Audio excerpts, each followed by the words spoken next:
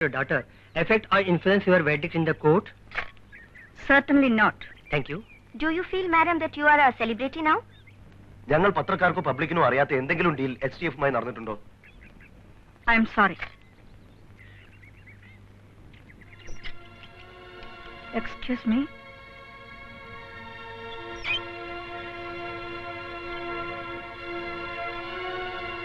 മാം സാബ്, എനിക്ക് പട്ടാളക്കാരന്റെ ബുദ്ധിയേ ഉള്ളൂ. ആ ബുദ്ധി കൊണ്ടാണ് നിങ്ങൾ എപ്പോഴും ആയുസോടെ ഇവിടെ നിൽക്കുന്നത്.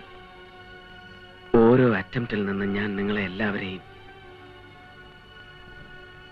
വേണ്ട, കണക്ക് നിരത്തി നന്ദി മേടിക്കാൻ വന്നതല്ല ഞാൻ. ഒരിക്കൽ മേം സാബ് എന്നെ ആട്ടിയിറക്കി. You did not consider the humanity side of a soldier.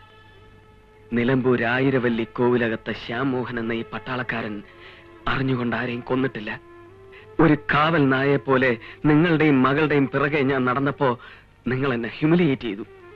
അന്ന് ഞാൻ അതൊക്കെ സഹിച്ചത് പിന്നീട് എപ്പോഴെങ്കിലും നിങ്ങൾ എന്നെ മനസ്സിലാക്കുമെന്ന് കരുതിയിട്ട. ശ്യാം ഒരുപാട് കാര്യങ്ങൾ പറഞ്ഞു.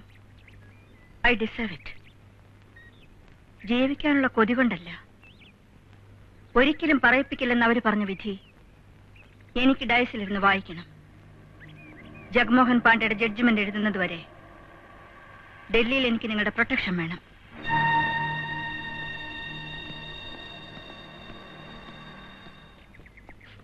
Try to understand mister Shyam. തന്നെ ഇപ്പോൾ തനിക്കറിയാവുന്നതിൽ കൂടുതൽ എന്റെ ചേച്ചിക്കറിയാം. ഈ നിമിഷം മുതൽ ഞങ്ങളുടെ സെക്യൂരിറ്റി വിങ്ങിനുള്ളിലാണ് മേം സാബ്. We will set them sir. वो कहां छुपा रखा है तुम लोगों ने बताओ. സാർ, അവനറിയാം. ഇടിച്ചവന്റെ കൂമ്പ് വാട്ടി അവൻ പറയും, ഇല്ലെങ്കിൽ ഞാൻ പറയിക്കാം. बोल, तू अच्छी तरह जानता है. अगर तू नहीं बोलेगा तो मैं तुझसे बुलवाना जानता हूं, समझा? तू जज को बोलकर मुझे फांसी से बचा सकता है क्या?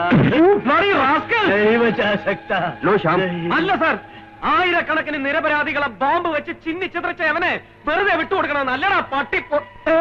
मारो और मारो, मगर एक बात अच्छी तरह से याद रखना, अच्छी तरह से याद रखना, हर एक मार का बदला वो लड़की जरूर भुगतेगी, क्योंकि यहाँ पर हमारे आदमी मौजूद हैं. चुप! मैं तेरे मुंह से ये राज जरूर बुलवाऊंगा, बास्टर्ड!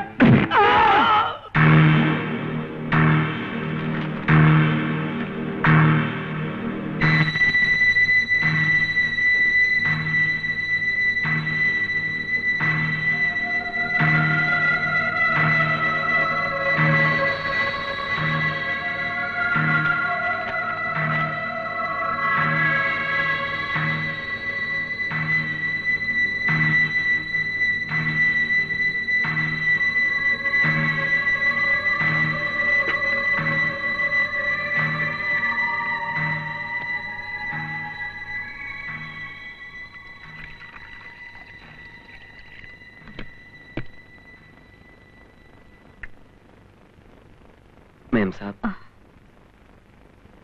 Thank you. കഴിഞ്ഞു അല്ലേ? എഴുതി തീർത്തത് മാനസയുടെ വിധിയാണ്. നാളെ ഡൽഹിയിൽ എവിടെയെങ്കിലും കിടന്ന് എന്റെ മോളുടെ ബോഡി കിട്ടിയാൽ അതെങ്കിലും നിങ്ങൾ എന്നെ കാണിക്കണം. നോ മേം സാബ്, അരുതാത്തതൊന്നും മനസ്സിൽ വിചാരിക്കണ്ട. Jagmohan Pandey. Jagmohan Pandey is sentenced to death. The details. Justice Usha Verma today passed a historic judgment sentencing Jagmohan Pandey to death and soon after submitted her resignation.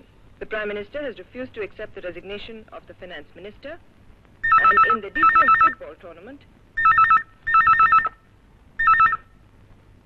Hello. हमारी बात को ठुकराते हुए आखिर उस साली जज ने पांडे का जजमेंट सुना ही दिया.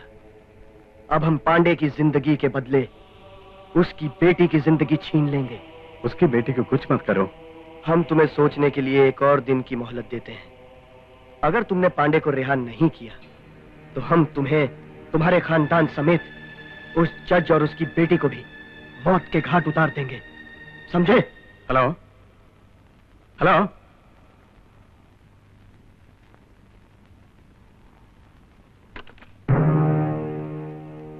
സാബ്, ഞാൻ സഞ്ജയാണ്. മാനസി ഇവിടെ ഉണ്ട്. സഞ്ജയ്?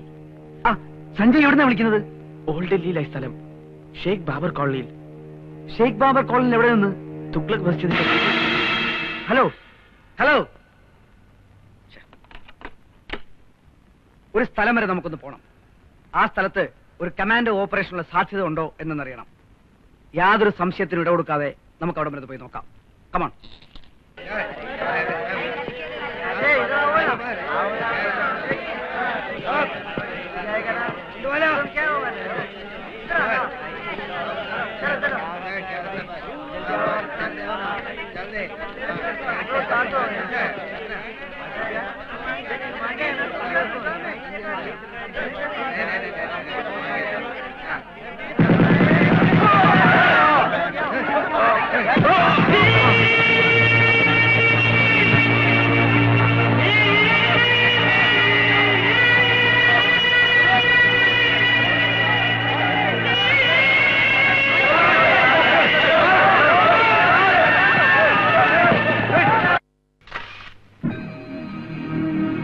തുഗ്ലക് മസ്ജിദ് 800 വർഷം പഴക്കമുണ്ട് ഇതിന്. മസ്ജിദിന്റെ പിന്നിലുള്ള പഴയ കോട്ടയിലാണ് ഖുറേഷിയും സംഘവും തമ്പടിച്ചിരിക്കുന്നത്. കോളനി, ഇന്ത്യയിലെ ഏറ്റവും വലിയ ചേരി ഇതാണ്. 2 ലക്ഷത്തോളം ജനങ്ങളുണ്ട് ഇവിടെ. ഖുറേഷിയും ഗ്രൂപ്പും ഒരു പെൺകുട്ടിയെ ഇവിടെ ബന്ദിയാക്കി വെച്ചിരിക്കുന്ന വിവരം കോളനിയിലുള്ളവർക്കറിയില്ല.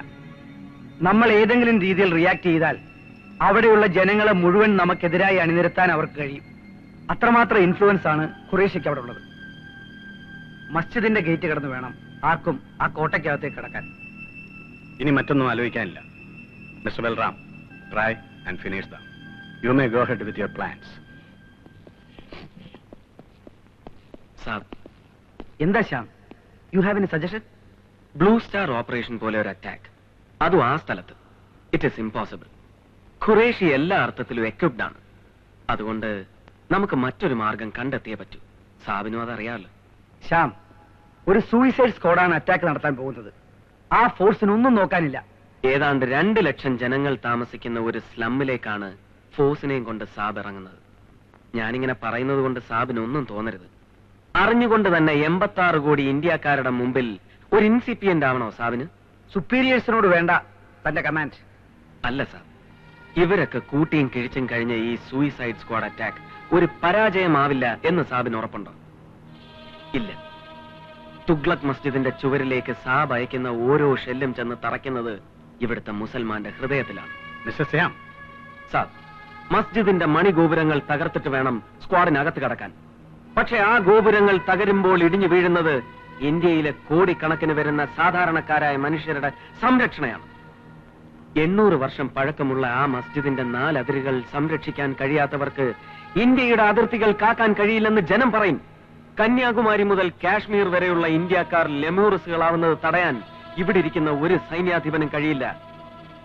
ആ കോളനിയിൽ കുറെ നിരപരാധികളുടെ രക്തം ഒഴുകണം.